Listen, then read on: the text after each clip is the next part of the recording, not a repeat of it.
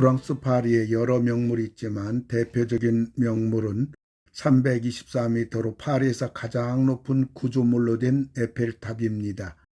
에펠탑은 1889년 프랑스 혁명 100주년을 기념하여 개최된 세계 박람회를 위해 세워진 것으로 설계자 기스타프 에펠의 이름을 따서 에펠탑이라고 한 것입니다.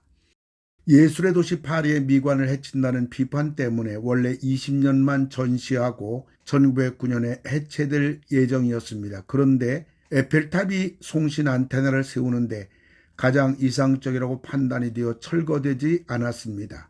그런데 그 에펠탑이 낮에는 검은 철물 구조물로 우뚝 솟아 있어서 보기가 좋지 않습니다. 그러나 밤만 되면 에펠탑에 수만 개의 전등이 켜지면서 파리의 명물 그 자체입니다. 에펠탑처럼 우리는 조속으로 변화무쌍한 세상을 살아가고 있습니다. 오늘 저는 변하는 세상에서 변치 않아야 할 것이라는 제목으로 말씀을 드리고자 합니다. 첫째로 신앙은 변합니다. 오늘 본문을 보면 소국인 이스라엘은 엘리사로 말미암아 대국 아람의 침공을 미리 차단하여 전쟁에서 늘 승리하곤 하였습니다. 이런 엘리사를 이스라엘 왕은 무엇이라고 부릅니까? 21절을 보면 내 아버지여라고 부릅니다. 여기서 아버지라는 말은 신앙적인 관점에서 부르는 말입니다. 이스라엘 왕은 하나님에 대한 신앙적인 고백을 하는 것입니다. 그런데 얼마 후 아람 대제국이 전열을 가다듬어 이스라엘의 왕궁 사마리아 성을 포위한 것입니다. 모든 물자 공급이 끊어진 왕궁은 완전히 굶어 죽게 되었습니다. 그러자 이스라엘 왕은 엘리사를 무엇이라고 부릅니까? 열왕기하 6장 31절을 보면 왕이 이르되 사밧의 아들 엘리사의 머리가 오늘 그 몸에 붙어 있으면 하나님이 내게 벌 위에 벌을 내리실지로다 하니라라고 하였습니다. 조금 전까지만 해도 내 아버지여 하나님의 종이시여 하던 이스라엘 왕이 환란이 다가오니까 이제는 엘리사를 죽였다는 것입니다. 이처럼 사람들의 신앙은 흔들리고 있습니다. 신앙은 변합니다. 두 번째로 사람은 변합니다. 이스라엘에게 늘 패배했다가 전열을 가다듬은 아람 대제국이 사마리아 성을 완전히 포위하여 전부 굶어 죽게 되니까 엘리사를 향하여 하루아침에 이스라엘 왕은 죽이겠다고 난리가 난 것입니다. 사람은 이처럼 자기 이권 따라 변하는 것입니다. 더 나아가 29절을 보면 우리가 드디어 내 아들을 삶아 먹었더니 이튿날에 내가 그 여인에게 이르되 네 아들을 내놓으라 우리가 먹으리라 하나 그가 그의 아들을 숨겼나이다 하는지라라고 하였습니다. 그러니까 두 여인이 배가 고파서 오늘은 내 아들을 내일은 네 아들을 잡아먹자 하고 어린 아들 하나를 잡아먹은 것입니다. 그런데 그 다음날 한 여인이 자기 아들을 숨겨놓고 내놓지 않겠다는 것입니다. 아무리 배가 고프기로써니 어떻게 아들을 잡아먹을 수가 있을까요? 아무리 모정이 죽음보다 강하다 해도 극한 상황 앞에서는 모정도 이렇게 변하는 것입니다.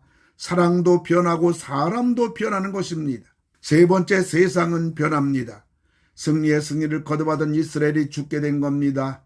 코로나로 인하여 세상이 이렇게 될 줄 그 누가 알았겠습니까? 무너진 경제는 언제 회복될지 그 누구도 예측할 수가 없는 것입니다. 세상은 점차로 악해져 가고만 있습니다. 사람들이 이렇게 잔인해져 갈 수 없습니다. 일단 죽이고 보는 것입니다. 신앙도 변하고 사람도 변하고 세상도 변하는 세상에 우리가 살아가고 있습니다. 뭐 하나 믿을 것이 없는 세상을 살아가고 있습니다. 그럼 우리가 변치 말아야 할 것은 무엇일까요? 첫째로 하나님을 믿는 믿음은 변하지 말아야 합니다. 오늘 기근 앞에서 엘리사가 절망하고 있습니까? 아닙니다. 엘리사는 끄떡없습니다. 지금 하나님은 아람 대국 앞에서 방법이 없는가요? 아닙니다. 하나님은 변함이 없습니다. 그렇다면 하나님을 믿는 이스라엘 왕의 믿음도 변하지 말아야 하는 것입니다. 그런데 엘리사를 죽이겠다고 난리가 난 것입니다. 그리고 그 사이를 참지 못하고 아들을 잡아먹은 것입니다. 불신앙은 결국 자기만 손해보는 것입니다. 이런 일이 있은 후 하루 이틀이면 하나님이 풍족하게 먹여주실 것입니다. 엘리사가 다 해결해 줄 것입니다. 어차피 변하는 세상입니다. 어차피 어두워가는 세상입니다. 지구 종말을 향하여 달려가는 세상입니다. 이럴 때 쓸데없이 세상 욕심의 세월을 보내지 말고 세상에 무엇인가 얻을 것이냐 방황할 것이 아니라 우리가 가야 할 길, 하나님을 믿는 믿음의 길을 끝까지 갈 것입니다. 사랑하는 극동방송 애청자 여러분, 하나님을 믿는 우리의 믿음이 변치 않으려면 우리의 믿음이 단단해져야 합니다. 믿음으로 선택해야 됩니다. 손에 드는 것 같아도 믿음의 길을 가는 것입니다. 그리고 우리 믿음이 성장해야 합니다.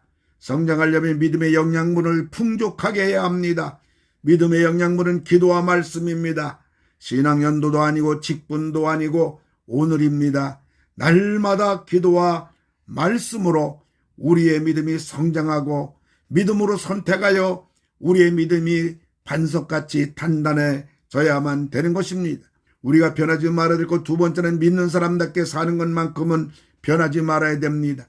사람들이 살다가 보면 별의별 사람들을 만나고 별의별 일들을 만납니다. 오늘 아무리 힘들기로써니 하나님의 종을 죽이겠다고 벼르는 악한 왕이나 아무리 배고프기로써니 자기 자식을 잡아먹는 폐륜 인생이 되어서는 안 되는 것입니다. 믿는 사람답게 사는 것만큼은 변해서는 안 되는 것입니다. 예수를 믿는 우리에게 엄연한 삶의 룰이 있습니다. 그것은 어디까지나 하나님의 말씀입니다. 하나님의 말씀을 따라 살아가야 합니다. 세 번째, 우리들이 변치 말아야 될 것은 날마다 성령으로 가득 채워져야 합니다. 아람 왕은 엘리사 때문에 번번이 패배한다는 것을 알자 엘리사를 포획하고자 한 것입니다. 스승 엘리사와 자기밖에 없는데 몰려든 아람 대군을 본 게하시는 기겁을 합니다. 그런데 엘리사는 태연자약한 것입니다. 그 이유는 무엇일까요? 영안이 열렸기 때문입니다. 우리도 엘리사처럼 성령으로 가득 채워지려면 어떻게 해야 할까요? 영안이 열려야 합니다. 영안이 열리려면 방언도 받고 성령도 체험하고 성령의 음성도 들을 수가 있어야 합니다. 우리도 어떻게 영안이 열릴 수가 있을까요? 성경은 말합니다. 요한복음 7장 38절 39절을 보면 누구든지 목마르거든 내게로 와서 마시라. 나를 믿는 자는 성경의 이름과 같이 그 배에서 생수의 강이 흘러나오리라라고 했습니다.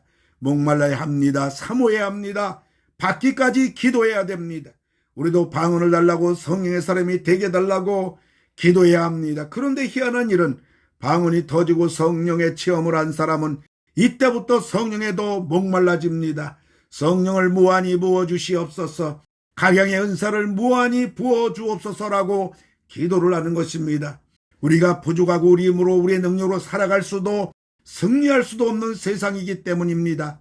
스가랴서 4장 6절을 보면 만군의 여호와께서 말씀하시되 이는 힘으로 되지 아니하며 능력으로 되지 아니하고 오직 나의 영으로 되느니라.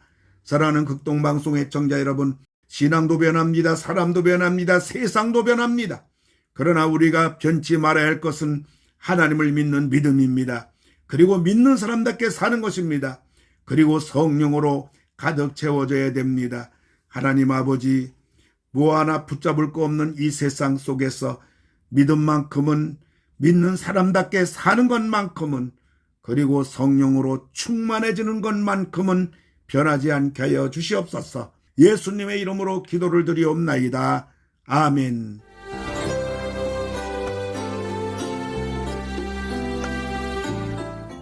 내가 매일 기쁘게 지금까지 부천 상동 21세기 교회 박병화 목사님께서 말씀 전하셨습니다. 오늘 말씀 들으시고 신앙생활에 도움받기 원하시는 분은 지역번호 032-245-1004 245국의 1004번 부천 상동 21세기 교회로 전화하시기 바랍니다.